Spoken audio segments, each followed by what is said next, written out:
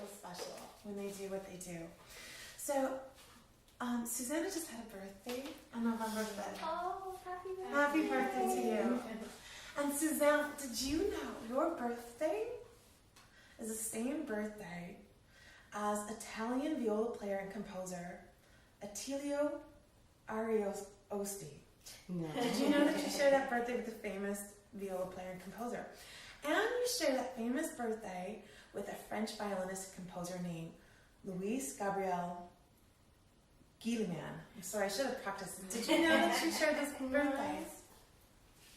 You did. And I want to share one final story from the Talent Code about a study they did where they correlated birthdays with young children and how that actually changed their test results. So I just need to take a moment here to find that here. So, again, we'll end with just story time here.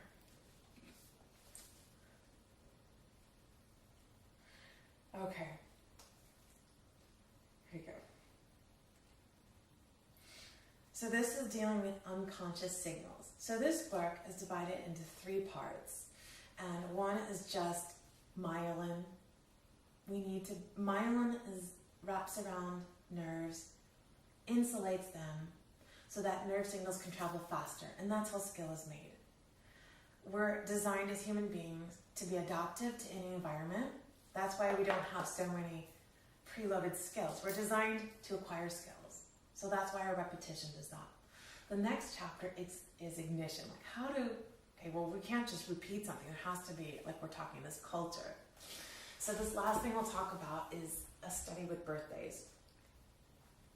A few years ago, Cohen and his colleague Gregory Walton tried to start their own motivation explosion. So again, information is not motivation, and I find myself coming up against that time and time again because I love to read, and the internet is exciting, and it just wow, there's so much to learn.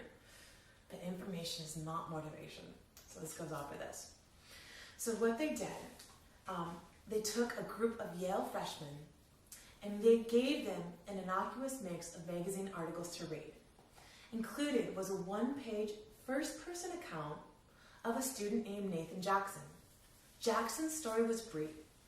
He had arrived at college not knowing what career to pursue, had developed a liking for math, and now had a happy career in a math department of a university. The story included a small biographical profile about Jackson, his hometown, his education, and his birthday.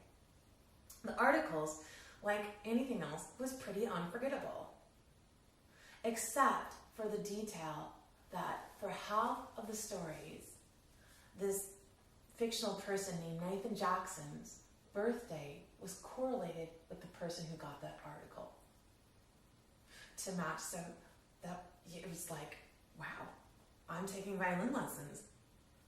I have the same birthday as some famous violinists from history. Keep listening. After they would read this article, they tested the students' aptitudes towards math and measured their persistence. Example, how long they were willing to work on an insoluble math problem. When the results came in, they found that the birthday match group had significantly more positive attitudes about math and persisted a whopping 65% longer on the insoluble problems. What's more, those students did not feel any conscious change.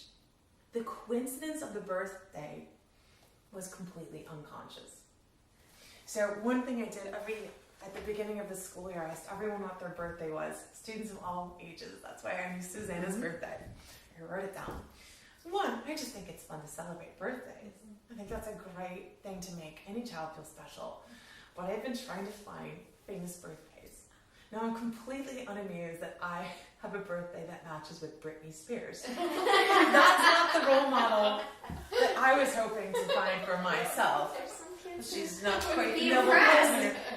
But here's an interesting thing. Growing up, my youth orchestra director's birthday was the same as mine. And I always knew that.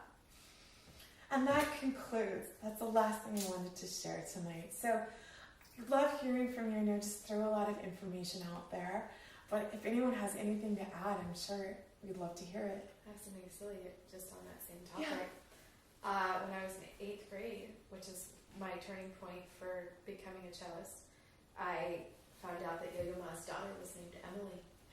And that, I held on to that and Rostropovich shaked my hand and kissed me on the cheek after a concert, and that was it, and I was sold. Those two things. That Emily, seriously, I can tell anybody, did you know Yo-Yo Ma's daughter's named Emily?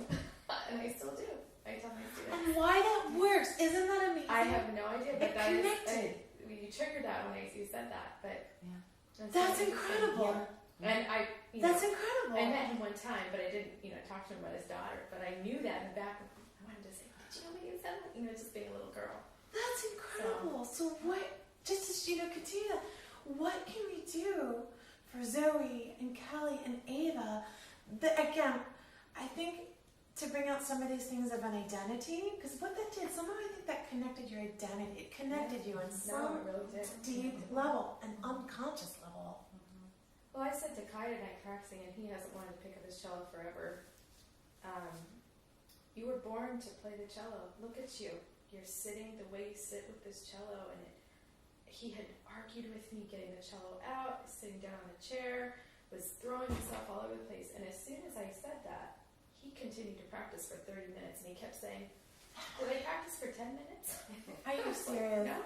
And so, I said, you were born to play this cello. Look at you. You're bold, and you're the way you sit with the cello. Born to do this. Yeah. We all are, really. Truly. Yeah. I really believe that. And I do too. Anybody, if they has the opportunity. That's fantastic.